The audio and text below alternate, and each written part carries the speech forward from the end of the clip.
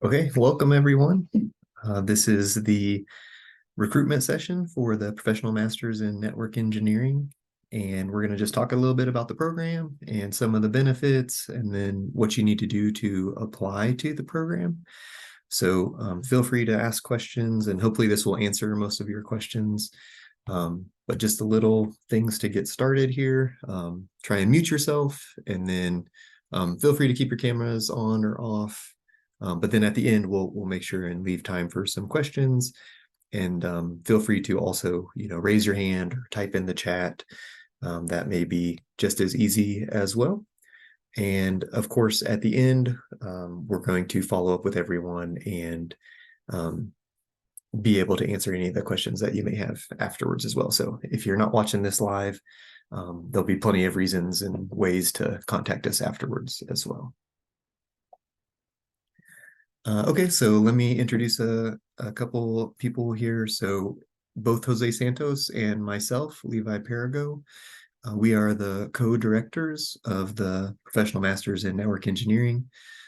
Professor Jose has been with the program for many, many years, and he works closely with industry. And he's also our lab director. And as you'll see, or if you haven't heard already, we have probably the best physical and cloud-based network engineering lab in the entire world. And Professor Jose manages that. And then I am faculty as well. And I kind of work with both the physical networking as well as some of the cloud and more programmatic networking. And I do a little bit of research as well, and that's focused on SDN and NFV and network automation. But you'll hear more about those things as we progress. So let's kind of take a look here at, you're looking at the University of Colorado and you're trying to decide where to pursue your master's degree. And so first, we are located in Boulder, Colorado, just north of the capital city of Denver. And we're right at the base of the mountains. So some of the things, it's an absolutely beautiful, one-of-a-kind location. But not just the scenery, but the weather itself is amazing as well. We have more than 300 days of sunshine every year. And I can just attest to just having beautiful weather and bright sunny days. It makes your attitude on life seem so much better. And so we have beautiful weather here in Colorado, and everything that you want to do is close by. If you're into outdoors, you can do hiking or rock climbing or skiing. There's a world famous Rocky Mountain National Park very, very close by. But also we have everything that you need in the sense of a big city, right? The city of Denver is 20 minutes away, and all of the professional sports are there. We have professional football, basketball, baseball, soccer. Everything that you want to do is going to be there in Denver as well. We also have, of course, museums, a very popular zoo. And so we kind of have the best of both areas. We have the kind of small town feel in Boulder, nestled up right against the mountains. But then we also have the big city of Denver, where anything that you want to do is within close proximity. And what a lot of people don't know or think of is outside of the East Coast of the United States and the West Coast of the United States, Boulder is a very, very popular tech incubator. So we have a Google office, an X office, a Meta office, all within the city limits of Boulder. And so we have a lot of startups, and we have a lot of the big companies. And if they're not just located in the kind of tech mecca of Boulder, everything is really close to Denver as well. So the service providers, that would be Lumen, Spectrum, Comcast, Xfinity, all of those are based out of Denver as well. So we have not only just the small startups and the major hyperscale companies, but we also have internet service providers kind of located either within Boulder or the nearby city of Denver as well. So a few things to know. So at the University of Colorado, we really, really encourage work-life balance. And that is, not just from the students, but the faculty and staff as well. So we encourage, making time for yourself, in this graduate program at the University of Colorado. The main thing you're trying to do is get a job, right? You may already have a job, you may be coming from industry, but this is going to help you get that next promotion or that promotion 5 years down the line, right? Coming to the University of Colorado and focusing on network engineering, I can say without a doubt, this is the #1 network engineering program in the world. And you can see that based on our alumni base, based on where our students get hired. And so I can easily say that it is by far the #1 program in the world. But coming here, not only do you get, a world-class education in network engineering, but you also get to, expand on the beautiful city of Boulder and the state of Colorado, but also you get to kind of branch out, in the Department of Computer Science, where network engineering is housed. We have over 70 faculty.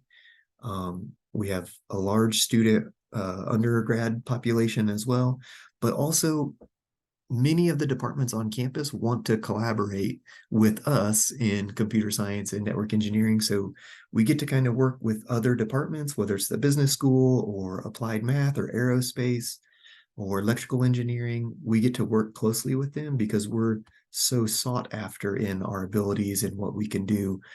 Because as we'll talk about in a little bit, it doesn't matter what application you're doing. If you're in computer science and you're building the next Facebook, applications don't matter if there's no network, right? Absolutely everything has to have a network to function. And so that's why this degree is becoming so popular. So let's just do a quick overview of the degree plan and what we are and where we've been. In the past, this program started with known as ITP, the Interdisciplinary Telecom Program. It actually started in 1971, but as you can imagine, the networks they were working with back then are much different. It started with kind of basic computer science and business and policy. Then it moved into telecom. And then, about 25 years ago, we kind of actually started focusing on network engineering. And since then, we've transitioned to a dedicated degree with a title of network engineering. And again, this program is a course-based professional master's program. And if you don't know the difference between a traditional master's program and a professional master's program, the main difference is there's not like a specific research component, right? In a traditional master's program, you're going to have to write like a thesis. And usually that idea of a traditional master's program is you're planning to move into a PhD where you're going to focus on research. Okay, a professional master's program is designed to make you more of a professional, in our case, network engineer. And so a few things that are important about this is our program, like I said, is absolutely #1 in the world. We have 100% placement before graduation. Our average starting salary is $110,000.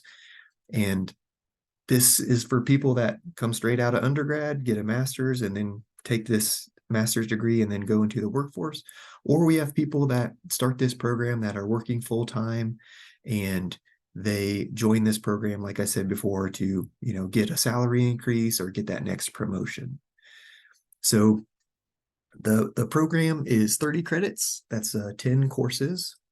And obviously the focus is network engineering, but if you know anything about the way things are going today, right?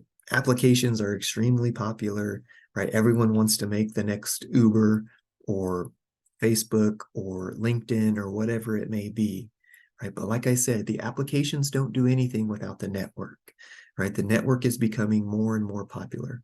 We saw this a few years ago when COVID was extremely popular, right? Everyone had to work from home, right? Well, everyone working from home means the network has to be working flawlessly. And as you'll see later, we have an adjunct professor who is the director of network engineering from Netflix. He teaches our IP routing course. And then we have the director of network architecture from Akamai, who teaches our IP network design class. But as working so closely with industry, this program has developed our courses based on industry. And we know what industry is looking for, which is why our graduates are so sought after in industry. Okay, so what you're going to get with this program is it's a course-based professional master's, which means, we're not focused on theoretical research. Okay, what we're going to do is we're going to teach you the theory, right? The technology of how networks function inside and out, right? So you're going to know how all the protocols work, how everything functions. But in addition to that, we're going to reinforce that with hands-on learning, right? So you're going to spend time in the lab. You're going to be building applications. You're going to be reinforcing that knowledge, right? So if I know everything about the routing protocol BGP, it doesn't matter if I'm configuring that on a Cisco box, a Juniper box, an Arista box, or if I'm configuring my own software router, right? If I know the technology, I can figure out how to configure it on any device. And we're going to learn that in this program. So you're going to learn the theory, you're going to apply that, and then you're going to be able to do that in industry. So here's a few pictures of our labs, and this is what I mean by applied education. So as you can see in some of these pictures, all of our students get hands-on lab work in every single class. So if you can look at the picture in the top right, you can see, I don't know, 10 or 12 racks in there of equipment. We have 48 racks just like that in our data center that are just for the students, right? We have a completely separate research center for our PhD students, but this is just for our professional masters in network engineering. Every student in some classes will get a full rack of equipment per student for the whole semester, right? And this is why industry loves our program, is not only are we teaching state-of-the-art, cutting edge technologies, and we're using brand new equipment, mostly donated from our alumni at prestigious companies, but you also get to work on the hands-on. You're not just doing everything theoretically. You're actually plugging in devices. You're being able to troubleshoot if a cable goes down or have a bad cable, or if you plug in the cable to the wrong device, right? We get all of this hands-on experience. And the reason we know what to do and build is we have an industry advisory board, and this is the top companies in the world. This is Google, Meta, Arista, Juniper, Amazon, right? They come to us and they say, hey, this is what we're hiring for. Why don't you add this to your program? Or why don't you think about adding this new technology? And we add that as a lab or a technology focus in one of our classes, and therefore our students know it, and then therefore those top companies know exactly what they're getting. And that's why they come again and again to University of Colorado to hire specifically our network engineering graduates. So again, if you look at this, our data center, again, is state of the art. It is a fully functional data center. It has, proper cooling and power and racks, and students can access it either in the physical data center or from machines outside. But it's just an outstanding way to reinforce the education that you're getting. So let's talk a little bit about the jobs, right? This is what we're looking for, is what do we want to do? We're coming to the United States. We're trying to get a master's degree in network engineering. I want to make sure I can get a job. Okay, I said this earlier. We have, I don't want to say 100%. I think it is 100%, but let's just say 99%. We have 99% placement before graduation. At this time, I would say almost every single one of our students is getting multiple offers. And this list that you see on the screen, these are not just that sometimes hire our employees. These are our top employers, right? They have the most of our students. So I think it is Meta's number one, then AWS, then Arista, then Google, then Microsoft, and then it goes down, right? So we're not just saying these are some of the companies that hire from us. We're saying these are the companies that hire the most of our students. And many of these companies will come on site every year to specifically interview and hire our network engineering students. And again, that goes back to because we work closely with industry, we know what they're looking for, and we help our students achieve exactly what those companies are looking for based on our network engineering curriculum, right? So in addition to this, most of our students, again, I hate to say 100%, but almost all of our students always get a summer internship between their first and second years of their master's program. And again, these companies typically are the ones that are hiring for a summer-long internship. And I said our current average starting salary is $110,000. And this will be important when you start looking at other universities and the expenses. I know coming to the University of Colorado and master's program is, a lot of money. It's a big decision. But when you are assured to make a very good salary graduating, most people can pay back their student loans within a year or two. And so it just makes financial sense to choose something like the University of Colorado. So let's look into a little bit of the degree. And so for the network engineering professional master's program, like I said, it's 30 credits. And I'll break this down. Most students do this over 2 years. Some people do it in a year and a half, and some do it in 4 years. And that kind of depends what your goals are. And it depends on what your background is. So if you're currently working full-time in industry, you may take 1 or 2 classes a semester and spread that out over 3 or 4 years. If you're coming full-time, most students will do that over 2 years with an internship over the summer.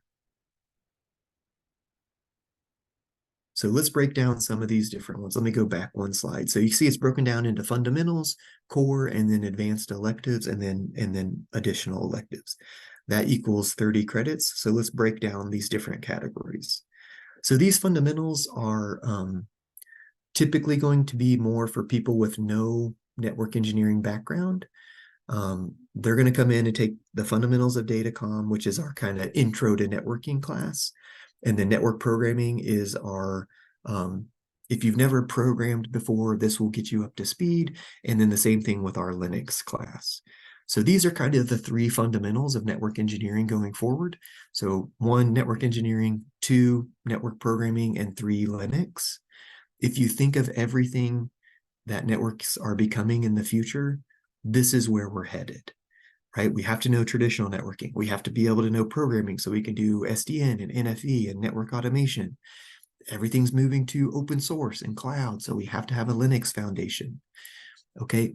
But if you don't have any of these backgrounds, that's okay. You're in the right place because we want you to learn everything from the beginning, right? You may be coming in with an electrical engineering degree. I don't know a whole lot about networking. I know a little programming and I don't know anything about Linux. Okay, it's going to go fast, but we're going to give you the ability to learn all of those different things. Okay, so you'll take these fundamentals. You may come in with a computer science undergrad, maybe you've been a software engineer for a couple of years, and all you need to learn is kind of the network engineering part, right? You already know coding, you already know Linux. Okay, or another version of this is you're working in industry as a network engineer. You need to come and get updated on your skills, such as I need to learn Linux, I need to learn network programming, right? So then you can take these. So this is going to be kind of dependent on your background.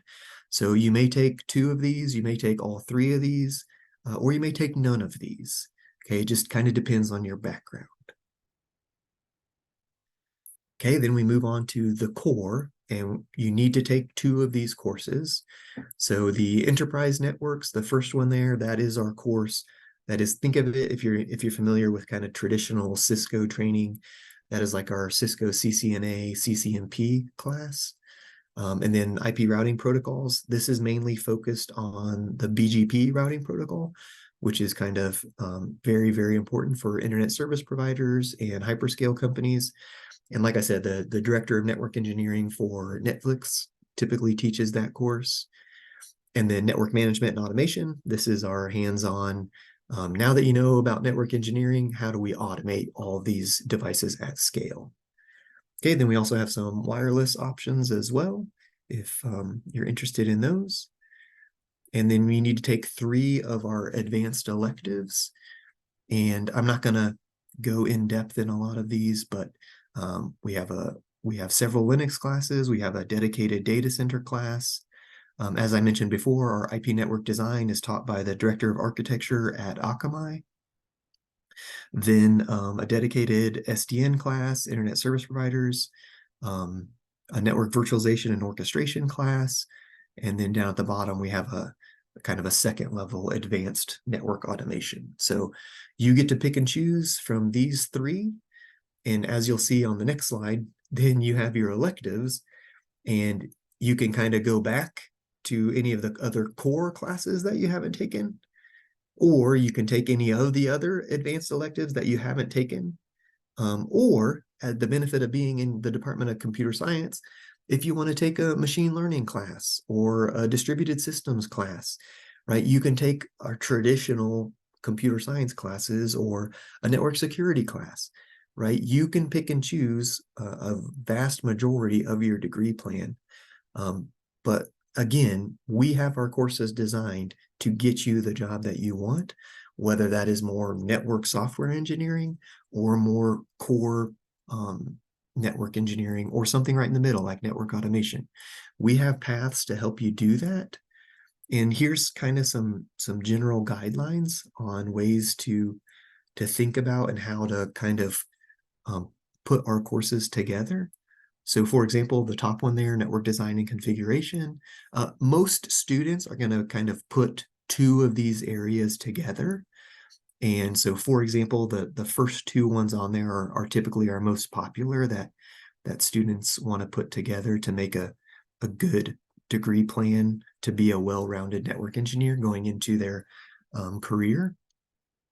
And these are not anything that you need to do. You can pick and choose whatever courses you want. But these courses are kind of fit together to make sure that you kind of understand how the classes go, and they work together to build a kind of comprehensive plan. So for example, in the network design and configuration, we have enterprise networks. Again, those are like traditional networks. We have our hands-on data center networks, and then our hands-on internet service provider networks. So you put all of those together, and you can see that you're going to have 3 very, very in-depth courses on traditional network engineering platforms. Now, again, we're using all state-of-the-art equipment. This is going to be hands-on. We're using the newest technologies. But the point here is these are traditional networks, and you're getting hands-on for all of this. Okay, then if you look down at the second one, network programmability and automation, if you take these 4 courses, then you will come out with a master's level knowledge on network programming and automation. And so this is, software-defined networking, network orchestration, network automation. So if you think of putting, the first one and the second, those 2 focus areas together, right, you could come out knowing everything there is to know about traditional core networking, as well as network programmability and the future of networks, right? So that kind of opens you up to any job, right? I can work at a traditional vendor like Arista or Juniper or Cisco because I know the traditional networks, or I can work for a hyperscale company like Meta or Google or AWS because I know how to do everything at scale. Okay, so we offer all of these options in this program. So here's just a sample for someone with no CS background. Think of this kind of standard degree plan of someone coming straight out of undergrad and joining this master's program. We're going to recommend that you take the 3 fundamentals because you don't have a background in that. And then the second semester, you'll probably take your core courses. Okay, so that would be network automation, your enterprise networks, and then IP routing. So that would be focused on the BGP. So if you look at that first year, right, that means you're going to know networking, programming, and Linux. And then in the second semester, you're going to learn network automation, more advanced networking, and then BGP. So at the end of that first year, that opens you up for pretty much any internship, right? We have these courses designed in this fashion so that you can get a fantastic internship. And this allows that. right? After these courses, you can get an internship at a traditional vendor, at a hyperscale company, or at an internet service provider. You have all the technologies and understanding to be able to get an internship at any of those companies. Okay, and then after that, a lot of people will come back from their internship with a full-time offer from that company. And then you may shape your learning after that, right? If I have interned at a popular place like Arista, well, then I may focus more on traditional networking, like data center, internet service provider. Whereas if I interviewed at Meta, I may focus more on network programmability and network automation, right? So we're here to help you decide what to do, but you should also understand that we have a plan of study that if you follow kind of what we suggest, and we're here to help you decide that, we're going to help you get an internship. We're going to help you get a job. And like I said, our alumni are working for the top companies in the entire world. Okay, so that's just an overview of the program. Let's look at actually submitting our application. What do we need to do from here? Okay, so every year, December 15th is the deadline to submit your application. And so make sure you have it on time. There's no ever extended deadlines. We do not have a spring admission. It's only this fall intake. So make sure you get your applications done by December 15th. They need to be complete. The requirements are your GPA needs to be above a 3.0 on a 4.0 scale. I know many of you have a 12.0 scale or something different, right? As long as it converts to a 3.0 out of 4. And for this program, we waive the GRE. So if you've done the GRE, that's great. But if you submit it, we're not going to look at it. So it doesn't matter as part of your application. Okay, so a few things just kind of administratively to complete the application. So go online, do the application. It's either $60 or $80. You'll have to submit your TOEFL scores. So I think you can do either TOEFL or Duolingo, whichever you submit, but you have to submit your foreign language scores if you're an international student. You will need 3 letters of recommendation. You don't need more than that. You can't have less than that. You just need 3 letters of recommendation. You will need your transcripts from your undergrad and then a statement of purpose, right? So the statement of purpose goes to the application committee of why you want to do this degree, right? Why do you want to go to school to get a master's degree? Why specifically network engineering? And why are you choosing the University of Colorado, right? So this is your chance to kind of say things that weren't on your application or not on your resume about why you should be selected and why you're choosing this program. Okay, a few more things on the application details. So when you're going through, you're setting up the application, you need to select the degree program, right? So I believe it's under computer science and then choose network engineering. For your academic history, add your undergrad institution, transcripts, any additional coursework maybe that you've taken outside of undergrad, right? So if you've taken a distance education or a post-grad, any other courses that you've taken, you can add those. Make sure you add your English learning test scores if you're an international student. Your letters of reference, again, we need 3 of those by December 15th. Your personal statement, again, we just talked about that. And then your employment history, right? So we want to see your resume, even if you haven't really worked in industry before. We encourage you to put an employment history or your resume or CV on there. This just shows us, what you've been working on. If it's only in academia, we can see what projects you've worked on. But the resume or CV is important for the application as well.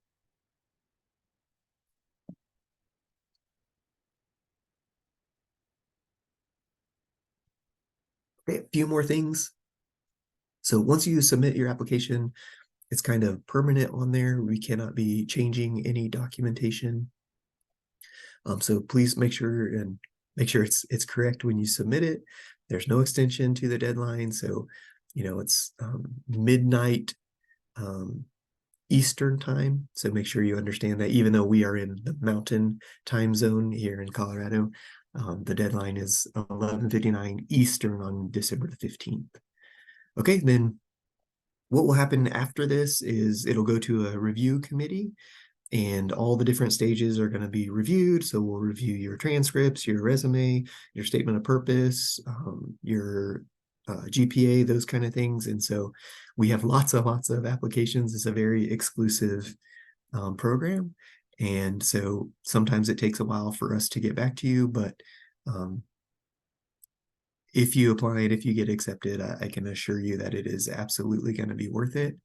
And we take people from all different kind of walks, right? You may just have straight out of undergrad in electrical engineering, right? No network engineering experience, or you may have a lot of network engineering experience but no programming, or a lot of programming and no networking, right? So we take a wide variety of students, and we're really just looking for students with a good attitude that want to learn, and those are the ones who usually do the best in our program. You don't have to have the best background or the best resume, but as long as you can show the ability that you're interested in the topic, you really want it, and you had a desire and a dedication to be here, that's what's really going to make a difference in your education. Okay, a few things on the tuition and fees. So all of this is posted at the link at the top. You can see all of that for Colorado residents versus non-residents and international students. There's different costs. And I know this looks like a lot, and it is a lot, but I can say this because, we've been here for a long time, doing this for a lot of years. And I can just assure you that you're going to get a fantastic job, making a great salary, and you're going to be able to quickly pay back these loans. I know when you're coming in, it seems like an unknown. A lot of times you're moving, you're coming to a foreign location. It's a lot of money, but I can just assure you that doing this program at the University of Colorado, you're going to get a fantastic job. You're going to be able to pay back these loans very quickly. Okay, here's some other things kind of to think about when you're looking at University of Colorado or other schools, right? In addition to the tuition and fees, there's some other things you're going to have to keep in mind, right? Rent, utilities, groceries, your food, additional student fees, anything else that you want to do, right? Keep those in mind, because a lot of places you'll just look at the tuition. All they're going to show you is the tuition. How much does the tuition cost, right? But also you have to remember there's a lot of other things that come into play. Okay, so here in the city of Boulder, here's kind of some big picture kind of most expensive things to think of. So your average monthly rent is about $960, and that's assuming you just have one roommate. You may live outside of the city, you may get graduate student housing, you may live with more roommates, and it's going to reduce that cost. Okay, same thing with utilities, same thing with groceries, right? But we're just giving you kind of the worst case scenario of how much things will cost, just so you can have an accurate picture coming in.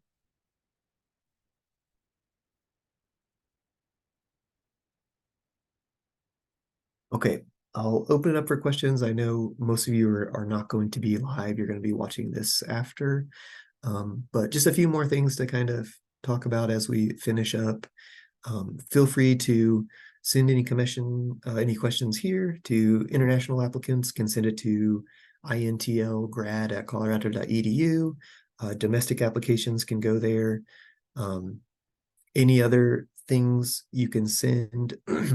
If you have any specific network engineering questions, you can send those to neteng@colorado.edu.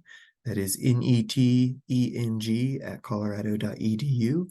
And we'll answer any questions on the program, on getting a job, or what courses to take, anything like that. We'll be happy to help there. And just a few more things to show you here. So we have a whole bunch of student organizations, and so we have a whole bunch of student organizations that you can do, and you can join these And for example, I always have industry people come and speak to our classes. We often have hackathons that, so in the past, Cisco has come and did a hackathon. Meta has come, Meta/Facebook has come many times to offer hackathons. And so we often have industry come. I always have industry speakers in each of my classes that come and tell you what they're doing. Each year, NANOG is a very popular industry conference, and it is the North American Network Operators Group. And usually we get a team of 5 students that get sponsors to travel all over North America to attend this. And then we get to attend the hackathon that is before the conference as well. And this is where our students participate against other industry individuals in a hackathon. And nearly every single time our team either wins or places in the top 3. And you can see that on our website as well. And so that's something that really no other universities get to do. So we always get to go to these conferences and participate in the hackathons. Another one that we just attended was the Network Automation Forum conference. We had 5 students sponsored to go there as well. And so we get to meet a lot of industry people and get to learn kind of cutting edge technologies there. Here we get to have some kind of in-class coding challenges. That's a picture of me and a couple of my TAs. I think they're both working at Amazon right now. And so that's just the exciting part, getting to work at a quick and challenge to kind of see how fast you can compete with your teammates and be able to do coding challenges very quickly. We have Graduate Student Association, right? We have all kinds of events for there. This one is a very popular one where international students get to kind of showcase their culture from around the world, and everyone gets to experience it. It's a really, really exciting time. So just many events throughout campus. These are just a few of these, but I just want to make sure and show you some of these things. Again, I have a bunch of information shared previously. Feel free to reach out to those email addresses before or to NetEng, and we'll be happy to do anything that we can to help.